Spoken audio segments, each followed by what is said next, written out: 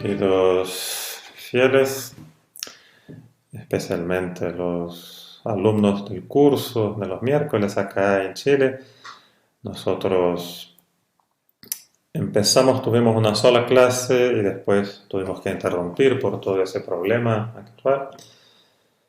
Y ahora vamos a retomar por ese medio.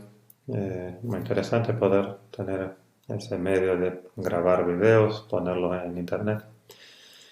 Y van a ser videos más cortitos. La clase tenía 1 hora, pero ahora vamos a hacer como videos más cortitos de 15 minutos cada uno, aproximadamente. Así más fácil de verlos, de asimilarlos. Como cuando empezamos el curso, en general hacemos una pequeña introducción hablando de la importancia del curso en sí mismo, ¿no es cierto? No tanto podemos decir de nuestro curso en particular, que uno podría decir exteriormente, o claro, exteriormente tiene poca importancia, es un curso que hacemos los miércoles, viene poquita gente, lamentablemente, quisiéramos que más fieles aprovecharan, pero quisiera hablar de la importancia de la formación, ¿no es cierto?, en sí misma. Ustedes tendrán en sus prioratos o tendrán acceso a distintas maneras de formación y siempre tratamos de recalcar esa importancia. Hoy en día le cuesta mucho, nos cuesta mucho, les cuesta a los fieles ver esa importancia vital, capital de la formación para nuestra vida católica. En concreto acá en Chile, podemos decir, tuvo inicio remotamente con el padre Osvaldo Lira, un gran sacerdote, un gran pensador, filósofo, teólogo. Él, los años 50, 60, daba clases de tomismo, de filosofía tomista, y uno puede decir que casi todos los grandes profesores, pensadores actuales han heredado del padre Osvaldo Lira, sin duda, esa gran formación, sólida formación. Cuando murió el padre Osvaldo Lira, el profesor José Andón continuó en nuestro priorato en Chile, España, con esos cursos, daba muchos cursos muy interesantes, y luego cuando el profesor ya no pudo, los padres del priorato asumieron el curso, que siguió todos los miércoles. Es ya toda una institución, podemos decir, aunque, como decíamos, no tiene ninguna pretensión de un curso demasiado importante exteriormente, pero el valor de un curso, el valor de la formación católica, primeramente viene de que en nuestros tiempos tenemos una deficiencia muy grande en temas de doctrina elementales, ¿no es cierto? Muchas veces el catecismo mismo lo tenemos no muy profundizado. A veces es curioso cuando a veces uno habla de un tema, digamos, del catecismo, simplemente menciona tal vez una la doctrina que está en el catecismo, y uno dice, oh, qué interesante, padre, nunca había escuchado. Bueno, es el catecismo elemental. Pero bueno, entonces ustedes dirían, ¿por qué en el curso ver otras cosas? Porque no solamente el catecismo, doctrina, nada más. Nosotros acá tuvimos, si ustedes se acuerdan, los que siguieron el curso, temas muy variados. Pasamos desde Santo Tomás, distintos tratados de la Suma, pasamos por historia de la Iglesia, pasamos por literatura, vemos el Dante, la Divina Comedia, la vida de los santos, su doctrina, eh, literatura española, por ejemplo, el siglo de oro español, en fin, distintos temas en muchos campos, muchos ámbitos. ¿Por qué no entonces, no es cierto? Nos preguntaríamos por qué no. ¿Por qué no damos solamente catecismo, que es lo realmente importante? Pero es muy propio del espíritu liberal poner el catolicismo en una sección, en un compartimento, y decir, bueno, eso es religión. Acá está su campo reducido, la doctrina, eh, pero nada más. El resto de la vida humana, social, eso es otra cosa, ¿no es cierto? Ese es propio del espíritu liberal, encerrar la religión en un solo ámbito como si no tuviera nada más que decir en ningún otro ámbito de nuestra vida. Sin embargo, la religión es una luz que ilumina todas las cosas desde arriba y hace parte de nuestra formación católica esa visión que podríamos decir universal, que, ¿no es cierto?, esa visión universal es la luz de la filosofía y por encima de ella la teología que usa la filosofía como un instrumento, ¿no es cierto?, que son capaces de elevar toda la realidad creada por Dios, ¿no es cierto? Todo pertenece a Dios y la luz de la fe, la filosofía y la teología ilumina todos los aspectos de nuestra vida humana. Y nos hace ver entonces, con esa luz, nos hace ver todas las cosas en su verdadera proporción, en su realidad. Es muy interesante cuando un materialista dice, yo soy un hombre de ciencia, yo quiero ver las cosas como ellas son, yo soy un físico, matemático, eh, entonces nada de superstición, de oscurantismo, vamos a analizar las cosas como ellas son. Sin embargo, ese supuesto científico materialista va a mirar esas cosas únicamente bajo el aspecto material, cuantitativo, medible, o sea, de las cuatro causas que explican las cosas, va a tomar solamente la causa material de manera exclusiva, o sea, la menor de las causas, para explicar esa realidad. Lo que está haciendo en realidad es reducir terriblemente la realidad. Si tomamos un ejemplo, un científico delante del hecho de la encarnación de nuestro Señor, de Dios, él dirá, ese tema yo no puedo entrar, ese tema no entra dentro de la ciencia porque no es un asunto puramente científico. Pero si preguntamos, dígame usted, ¿es un hecho real, histórico, comprobable o no? Él podría decir, yo lo pongo en duda. Perfecto, entonces vamos a investigar sobre las pruebas de veracidad, de autenticidad del Evangelio, veamos los milagros, veamos su existencia, en fin, los motivos de credibilidad, pero veamos la pretensión de la doctrina, según usted. Pero no, ese materialista, ese científico, se niega a considerar ese aspecto de la realidad. Entonces, para él, el solo hecho de salir del pequeño ámbito mediocre de su reducida causa material, para él es no, todo lo demás es superstición, oscurantismo. Pero si analizamos bien, esa visión materialista, cientificista, es así una visión completamente sesgada, una visión reducida, que rehúsa considerar hechos reales y evidentes. Entonces, en nombre de una supuesta ciencia, reduce terriblemente la realidad. Eso sí, podemos decir, es verdaderamente oscurantismo supuestamente científico.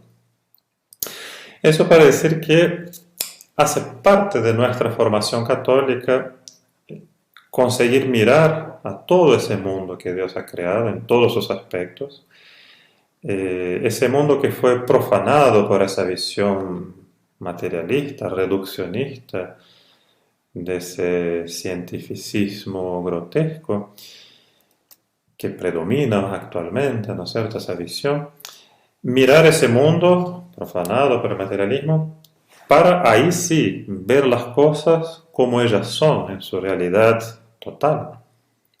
De hecho, la primera pregunta de la filosofía es quid est, qué es tal cosa, ¿no es cierto?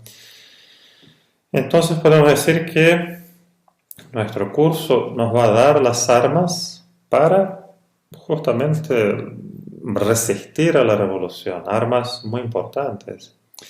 Yo quisiera citar solamente la primera parte de una encíclica de San Pío X, Acerbo Nimis.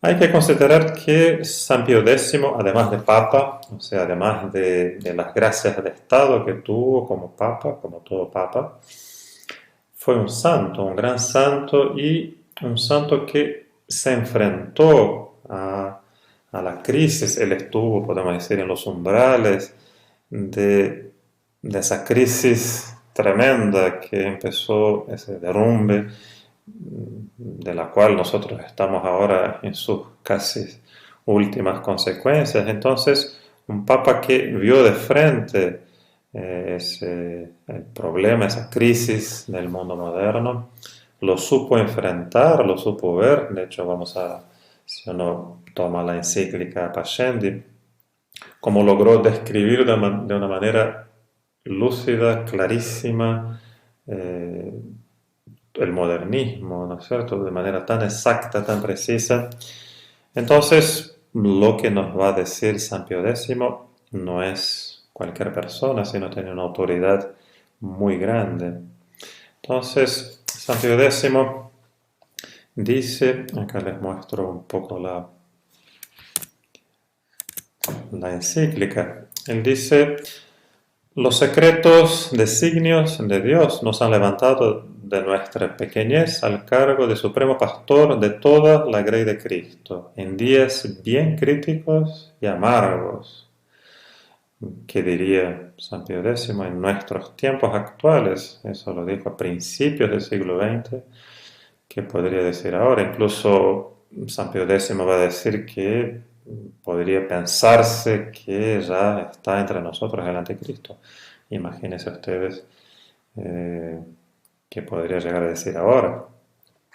Pero él dice algo muy interesante, dice: no hay nadie animado del celo de la gloria divina que no investigue las causas y razones, o sea, lo que estamos intentando hacer acá. Es nuestro deber investigar las causas y razones de lo que nos pasa actualmente. San Pío X,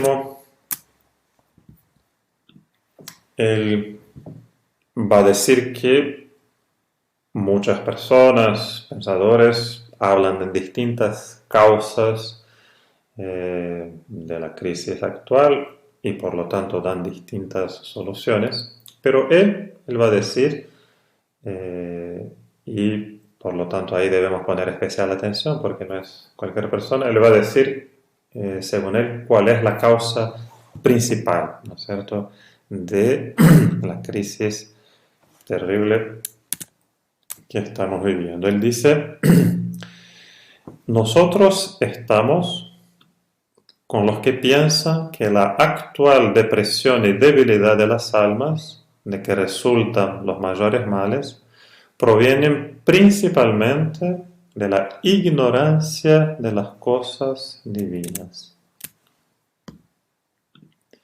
Es bastante decir, ¿no es cierto?, asignar la causa de toda la tremenda crisis que estamos viviendo a la ignorancia de la doctrina católica, ¿no es cierto?, es poner la ignorancia de las cosas divinas, la falta de instrucción. Por lo tanto, por un lado, nos enseña que preguntar las causas es importantísimo y que la principal causa es la ignorancia de las cosas divinas, la ignorancia religiosa. La raíz de los males de nuestra crisis está acá, ¿no es cierto? De hecho, él va a dar después instrucciones precisas a sus obispos, una de las cuales va a decir que una de las principales funciones de sus obispos, de su apostolado, debe ser la instrucción de los fieles. Eh, Hay una laguna muy grande y no es algo secundario. Ahí está el centro del combate, el centro de la crisis. Por eso entonces importante ver cómo él pone el dedo en el lugar preciso, ¿no es cierto? La raíz de nuestras manos. Entonces, nuestro curso o cualquier esfuerzo de formación, ¿no es cierto? Es ese esfuerzo de poner la verdad adelante, ver las cosas como son. Justamente la acción de la gracia es, si comparamos para hacer los contrarios, ¿no es cierto? La acción del demonio, ¿cuál es? El demonio se mueve en el campo de los afectos. Un alma que se va dejando tomar por los afectos, va renunciando a la inteligencia, en realidad se van introduciendo principios falsos, medias verdades, mezclado en ese enredo de los afectos. El alma va de a poco acostumbrándose a tragar las cosas sin pensarlas, los afectos van ganando terreno hasta que hay una renuncia de la inteligencia para dejarse mover simplemente por el gusto, la inclinación, los afectos, hoy en día podemos decir los instintos mismos más animales y grotescos. Entonces, ese es el campo preferido del demonio. La gracia es todo lo contrario, la gracia va a empezar iluminando nuestra inteligencia, un rayo de luz que ilumina nuestra inteligencia y nos muestra la realidad de las cosas. Por eso mismo es tan exigente, ¿no es cierto? Porque nos muestra lo que las cosas son y debemos eh, acomodarnos a lo que las cosas son. El rayo de luz de la gracia nos muestra el camino, pero debemos avanzar, debemos caminar. Y esa correspondencia a la gracia o simplemente esa docilidad en aceptar la realidad de las cosas nos abre paso a una nueva luz, a una nueva gracia. Por eso entonces nuestro esfuerzo de formación es un esfuerzo que podemos decir va en el sentido de la gracia. Y todo eso también para decir que no nos engañemos en lo exterior de que podría ser un curso en sí mismo, sino que lo que puede parecer poca cosa, en realidad esa búsqueda de la verdad, ese deseo de formación, la búsqueda de una formación verdadera y sólida, es lo que nos dice San Pío X, el arma principal y lo que realmente podemos y debemos hacer. En la próxima clase entonces empezaremos el curso propiamente que vamos a tomar como tema la vida espiritual, según Monseñor Lefebvre, según los textos de Monseñor Lefebvre, que justamente una de las características muy importantes de ese libro de espiritualidad es que Monseñor Lefebvre quiere fundar su espiritualidad en Santo Tomás, en un conocimiento sólido, profundo de lo que realmente es Dios. No, no algo sentimental, sino algo realmente profundamente sólido. Así que eso lo haremos en la próxima clase. Muchas gracias. Que Dios los bendiga.